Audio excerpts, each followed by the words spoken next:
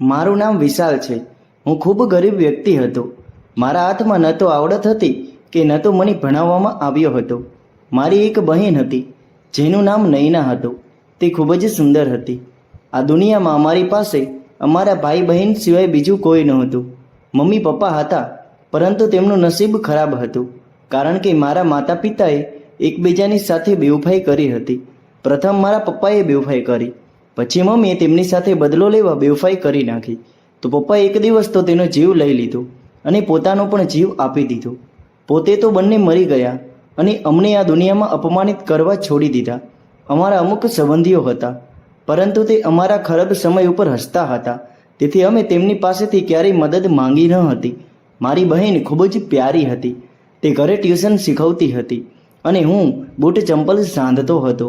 તેનાથી અમારું ઘર ચાલતું હતું। જ્યારે મારી બહેને કહ્યું કે હું ઘરે જઈને ભણાવીશ, ત્યારે હું વિચારમાં પડી ગયો કે જવાન છોકરી બહાર જશે। મારી બહેને BA કર્યું હતું અને તેણે 8મા ધોરણના બાળકોને ભણાવવાનું શરૂ કરી દીધું।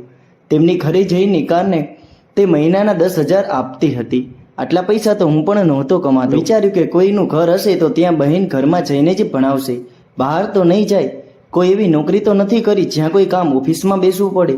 તે લોકોના વિશે પણ અમે જાણતા હતા, કારણ કે મારી બહેનની એક બહેનપણીનાથી સંબંધી હતા અને તેની બહેનપણી બાળપણથી જ અમારા ઘરે આવતી જતી હતી।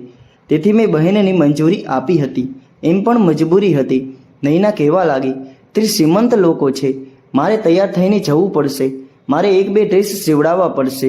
મેં ક્યાંકથી ઉધાર લઈને મારી બહેનને 2-3 સારા ડ્રેસ સીવડાવી દીધા અને તે પછી તે ટ્યુશન કરાવવા જવા લાગી અને હું રસ્તા ઉપર બૂટ ચંપલ પોલિશ કરતો હતો।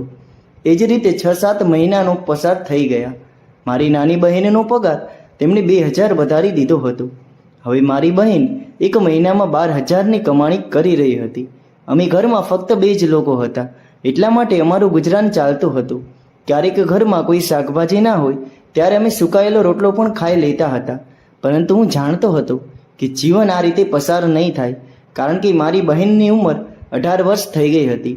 મારે તેના લગ્ન તો કરવાના હતા અને તેના લગ્ન માટે કરિયાવર ભેગું કરવાનું હતું, પરંતુ આ રીતે તો કંઈ ભેગું થવાનું નહોતું। એક દિવસ હું રસ્તા ઉપર બેસીને બૂટ સાંધી રહ્યો હતો, ત્યારે મારી પાસે એક મહિલા આવી। તો મને આશ્ચર્ય થયું કે શા માટે આ બાજુ આવી રહી છે, કારણ કે હું મહિલાઓના બૂટ કે ચંપલ સાંધતો નહોતો, પરંતુ તે મારી પાસે આવીને ઊભી રહી ગઈ। તે થોડો સમય મારી સામે